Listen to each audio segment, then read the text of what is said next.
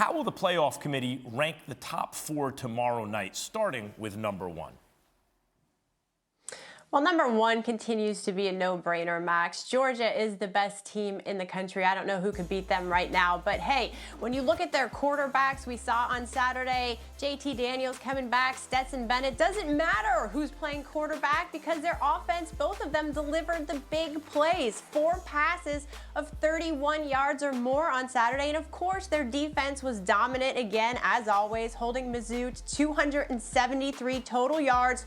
It was their 7th game of the season, allowing no more than 10 points. But then at number 2, Max, I'm going to shake it up. I think the committee does too, with the Ducks getting a promotion. Travis Dye had a career-high 211 yards and a touchdown. Look, these guys overcame a slow start and bad weather on the road against a rival.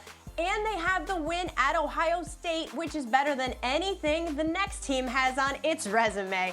Alabama, I think, sinks to number 3. They've really struggled against an LSU team that now has 5 losses. Alabama had 6 rushing yards. I'm still trying to wrap my head around that. 6, the lowest in the Saban era. Really hard to find a signature win for the Tide right now, but they're still in the top 5 in both offensive and defensive efficiency.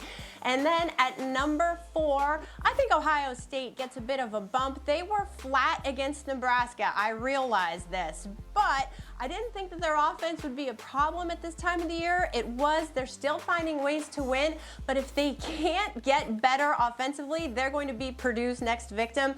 In their past 27 possessions, they have scored 4 touchdowns. They're 2 of 9 in their last trips to the red zone. And I'm sorry, Ohio State, but you're not going to be a semifinalist and win in the college football playoff with field goals. They've got to get better offensively. Heather, quickly, because we're running out of time. Cincinnati was 6 when last we looked, even though they were 2 in the polls, in both polls.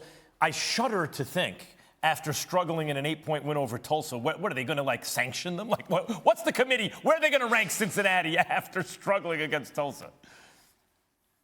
Nothing they did would impress the committee anymore. I think by default, they could get a bump up to that bubble spot on number 5, but Bearcats fans need to also prepare for the fact that they could be dropped. Now, Michigan State, I think, drops below Cincinnati, still ahead of Michigan, because I think the committee honors that head-to-head. But when you look at Cincinnati's last 3 opponents, they are a combined 6-20. None of these teams that they are looking average against are top 25 teams. None of them are above 500. So by default, maybe on the bubble, but it could be worse. They might sink. Thanks for watching ESPN on YouTube. For live streaming sports and premium content, subscribe to ESPN+.